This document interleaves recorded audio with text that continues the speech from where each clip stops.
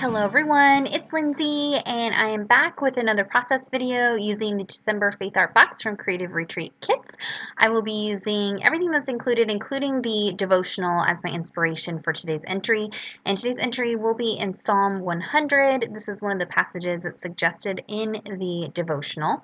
And to begin with, I'm going to go ahead and trace this moon and clouds and stars into my Bible. So I very easily could have sketched this out, but I was lazy and wanted not to fuss with it, so I'm just going to trace it in since the Bibles are see-through. Now I'm going back over my pencil lines with an eraser very gently just to lighten those pencil lines. I only want these as a guide when I paint. I don't actually want to be able to see the pencil lines on my image, so I'm making sure those are very, very light. And to paint this in, I am going to be using some Distress Oxide inks like watercolor. Now these do bleed through your Bible pages if they're not prepped when these are wet, but I don't mind bleed through, and these colors really match the kit, and I love the effect that they have when you use them as watercolor, so I thought I'd play today, but you could do the same technique using regular watercolors. So what I've done is I've smushed them out onto some plastic packaging, and I'm just taking a wet paintbrush to pick up the color. And you can see these are very, very intense in color. And when you add water to them, they have these really unique properties where they kind of oxidize. So they become this kind of milky, chalky consistency. I don't know, they're just very fun to play with. So I'm using some fossilized amber and some seedless preserves. Later on I'll bring in some cracked pistachio, and I'm just using those to paint in these images. Psalm 100 says, "Make a joyful noise to the Lord, all the earth. Serve the Lord with gladness. Come into his presence with singing. Know that the Lord, he is God. It is he who made us, and we are his. We are his people and the sheep of his pasture. Enter his gates with thanksgiving and his courts with praise. Give thanks to him. Bless his name. For the Lord is good. His steadfast love endures forever, and his faithfulness to all generations."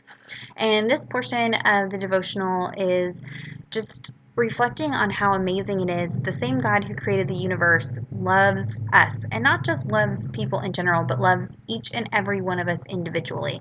And so I just copied some of the devotional content down into the margin of this entry, and it was just such a nice time of focusing on that and rejoicing and thanking God for that. And so it doesn't always have to be entries. I just copied the words right out of the devotional into the margin, so when I come back to this page, I'll be able to remember those little tidbits from the devotional that stood out to me. Here I'm taking a thin paintbrush to paint on some lines for the stars, and I'm pulling out the stamp set from last month that has this little trio of stars, and I'm going to do some stamp surgery. Don't worry, the stamp is fine, it didn't cry, but I thought I'd get more use out of these stars if they were individual stars, and I wanted to just stamp them really easily. I could have masked them off, but that's kind of fussy, so I'm just going to cut them apart. I'm very, very carefully, with very thin, sharp scissors, cutting in between each one of the stars. Now, if I wanted to use these as a trio again, I very easily could mount them all onto my block together in a cluster, but I really think I'll get more use out of them separated like this. So they are totally fine, function completely normal, and I'm just going to go in and stamp in these stars like they are on that devotional card using two different sizes. There's a larger size and a smaller size, and I'm stamping in that same cracked pistachio. And now we're going to put on some stickers. So there's this word steadfast in the stamp set, and I want to add it to this little banner. So when I put this stamp on my block, I'm actually going to kind of curve the stamp on my block. Because this is a clear stamp and it's a thin word, I can kind of shape it on my block, and I can get it to where it'll fit into that banner shape.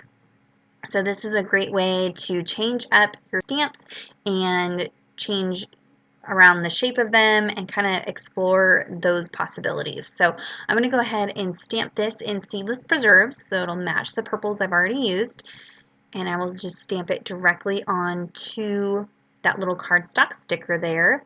These Distress Oxides stamp much better than regular distressing, so you get a much better impression, and I love the intensity of the color. Now, they do have a tendency to bleed through your Bible pages if you stamp them like this. So even without water, if you stamp them, they bleed.